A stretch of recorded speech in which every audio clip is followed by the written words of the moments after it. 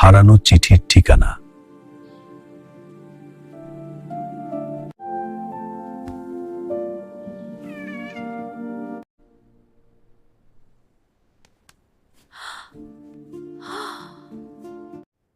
ওহ, দুঃখিত, আমি খেয়াল করিনি। আপনি নিন। না না, ঠিক আছে, আপনি আগে হাত বাড়িয়েছিলেন। আসলে জীবনানন্দের এই এডিশনটা এখন আর পাওয়াই যায় না। ঠিক তাই, বনলতা সেনের প্রথম সংস্করণ। সত্যি ওটা খুব দুর্লভ। হ্যাঁ, বিশেষ কিছু। দেখতে দাও। আমি অনেকদিন খুঁজছি। আমি আরিয়ান, বাই দ্য ওয়ে। আমি নীলা, আমিও খুঁজছিলাম। আচ্ছা, আমরা কি বইটা শেয়ার করতে পারি না? মানে আপনি পরে ফেরত দিলেন।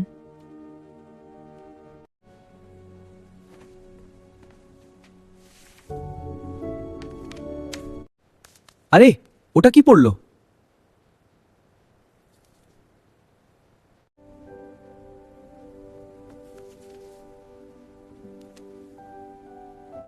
একটা চিঠি মনে হচ্ছে, অনেক পুরনো, খামটা খোলা।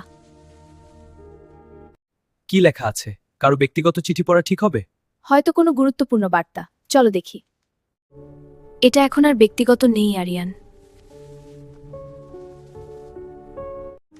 এটা এখন ইতিহাস।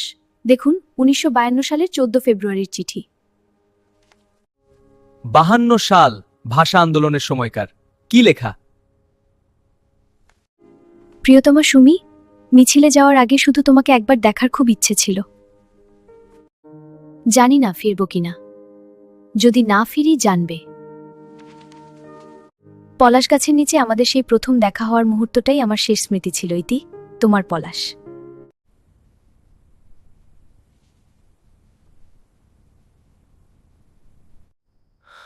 কি অদ্ভুত, তাই না?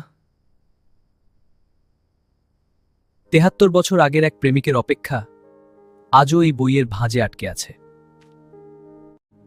পলাশ হয়তো আর কখনোই ফেরেনি। সুমিও হয়তো সারা জীবন এই চিঠির অপেক্ষা করেছে। চিঠিটা তার কাছে পৌঁছায়নি। আমার খুব কষ্ট হচ্ছে ওদের জন্য। আমার মনে হয় এই চিঠির একটা গন্তব্য দরকার। পলাশ বা সুমির কাউকে খুঁজে পাওয়া সম্ভব না হয়তো, কিন্তু এই অসমাপ্ত গল্পটার একটা শেষ হওয়া উচিত। আপনি কি বলতে চাইছেন আমরা খুঁজব ওদের? একা খুঁজলে হয়তো হারিয়ে যাব, কিন্তু যদি আপনি সাথে থাকেন, তবে 73 বছরের পুরনো ধুলো সরিয়ে একটা চেষ্টা করা যেতে পারে। রাজি। কিন্তু শর্ত আছে, অভিযান শুরুর আগে 1 কাপ কফি খাওয়া চাই। চলুন, এক পুরনো অসমাপ্ত প্রেমের গল্পের সূত্র ধরে না হয় আজ আমাদের নতুন গল্পের শুরু হোক। চলো এবার যাওয়া যাক। হ্যাঁ, খুব ভালো লাগলো এখানে।